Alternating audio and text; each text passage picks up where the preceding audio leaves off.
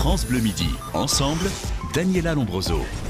Guy Carlier, alors vous sortez Chapelle 60s aux éditions du Cherche Midi, vous y racontez les années 60, c'est un dictionnaire romancé d'une parenthèse enchantée. Jamais une période historique n'aura été autant associée finalement aux idées de bonheur et d'insouciance. Jamais une génération ne nous aura aussi autant bassiné avec ses souvenirs, sa nostalgie et son sentiment d'avoir changé le monde en mai 68. Pour tout vous dire, je n'avais aucune envie de lire ce livre, surtout qu'on peut le dire, il y a eu par le passé entre nous un léger contentieux. Alors je me suis dit, je préfère qu'on reste ennemis. Et puis, je dois avouer que dès la première page, le style littéraire, l'humour, la causticité, mais aussi l'aspect très personnel du récit, ont fait que j'ai lu d'une traite avec beaucoup de plaisir le livre. Vous réussissez à travers votre propre histoire à brosser une chronique sociale, vous qui êtes un enfant d'Argenteuil, en banlieue parisienne. C'est un petit peu itinéraire d'un enfant gâché d'Argenteuil, fils de divorcé, à une époque où les enfants portaient la honte de n'avoir pas su maintenir le mariage des parents. Vous écrivez, Guy Carlier, les couples qui ne s'entendaient plus restaient ensemble pour les gosses. Alors vous imaginez ce que pouvait ressentir un enfant dont les parents n'avaient pas jugé utile de rester ensemble. Chez moi, il y avait 3 noms sur la boîte aux lettres. Un jour, un copain est venu à la maison et en lisant l'étiquette de la boîte, a dit « Bonjour la famille tuyau de poil ». À partir de ce jour, j'arrachais l'étiquette à chaque fois qu'un copain devait venir à la maison. Une phrase qui en dit long sur le livre, parce que dans cette phrase, vous parvenez en quelques mots à brosser à la fois le portrait d'une époque, à raconter ce qui enfant vous humiliait, à installer ce ton de froide distanciation que vous mettez tout au long du livre, parce que ce livre sur les 60s, finalement, c'est aussi une autobiographie déguisée d'un homme pudique, timide, qui se fait violence en dévoilant l'enfant qui est encore en lui, sous un camouflage très réussi du récit d'une époque. Est-ce que vous êtes d'accord avec tout ça ?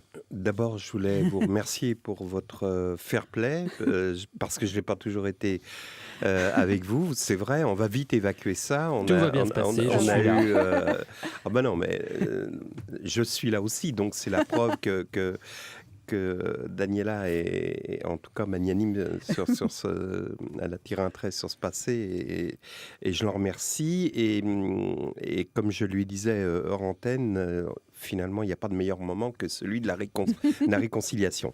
Maintenant, pour en revenir au livre... J'avoue que j'avais aussi un malin plaisir à vous savoir un peu à ma merci, parce que quand on est l'intervieweur, l'autre ne sait pas à quelle sauce il va être mangé.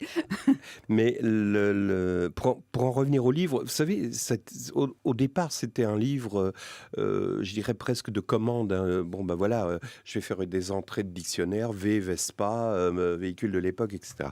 Et puis, parallèlement, j'écrivais un autre livre qui s'appelle L'amour monstre et que j'arrive pas à écrire. Et puis finalement, je me suis rendu compte que en écrivant celui-ci, qui devait me prendre 2 mois et qui finalement m'a pris 1 an, je me suis mis vraiment à l'écrire et à mettre dedans l'amour monstre. Et chaque entrée, comme vous dites, qui est une entrée de dictionnaire, par exemple, art ménager, je parle de ce consumérisme. Nos parents sortaient de la guerre, ils n'avaient rien, donc ils se sont mis à acheter des télés. Et nous, évidemment, arrivés en mai 68, on en avait marre de ça, ça ne pouvait pas être pour nous un objectif de vie, donc on a eu besoin de culture. Et tout est arrivé, à mon avis, par la musique, on en parlera tout à l'heure. Mais... La musique, c'est par là que tout commence, par là que tout finit. Elle est hyper présente pour vous. Oui, il y a une phrase, je mets en d'ailleurs exergue une phrase de Mick Jagger qui dit « Il y avait une génération sur un bateau et les Beatles sont criétaires les premiers ». Et c'est vrai.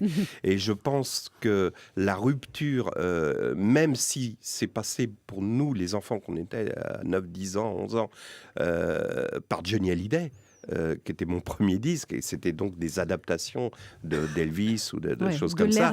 Mais malgré tout, à 9 ans, si vous voulez, les mots de Johnny pour un enfant de 9 ans, c'était une rupture avec les parents gaullistes, etc. Franchement, c'est ce que j'ai aimé dans ce livre, parce que moi, ça me disait rien de lire un livre sur les années 60, et puis finalement, c'est les années 60 à travers votre prisme à vous, et j'avoue que vous êtes quand même très talentueux quand il s'agit d'écrire.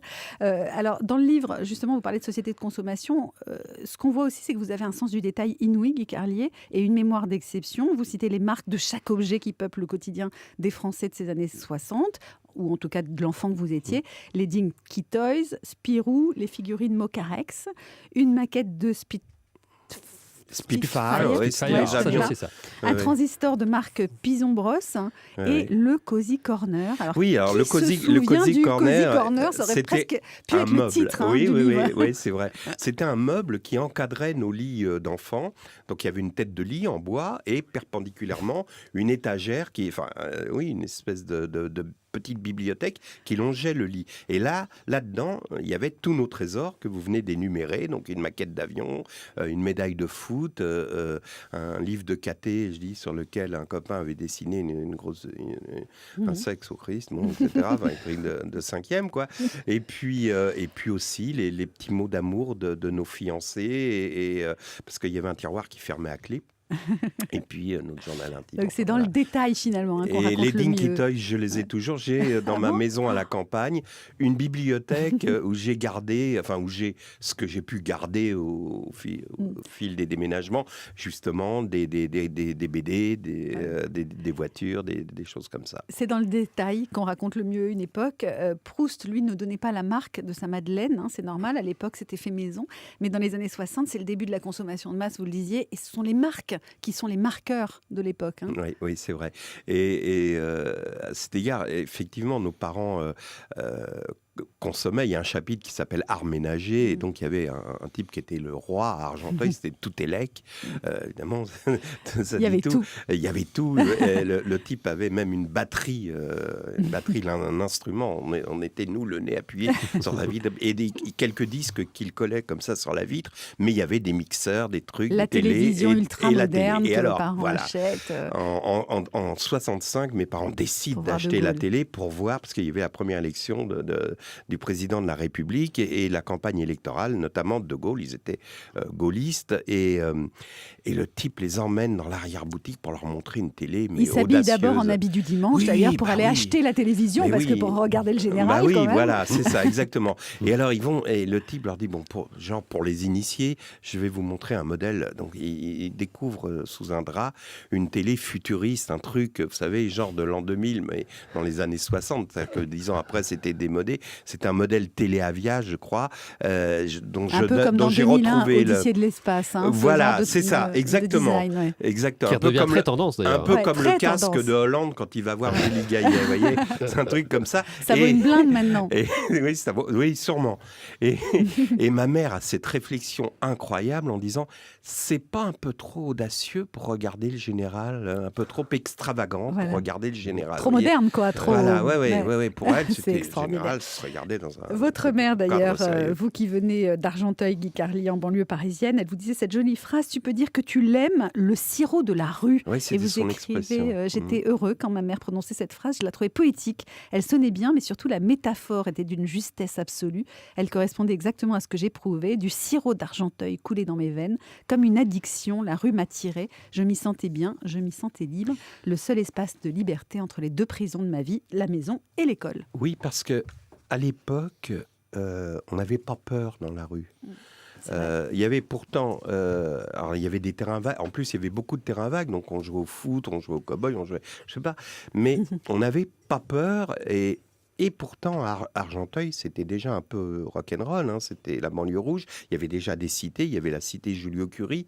Il y avait une cité d'urgence qui s'appelait la cité de God, qui était un truc où vraiment il y avait des racailles. Et il y avait deux flics.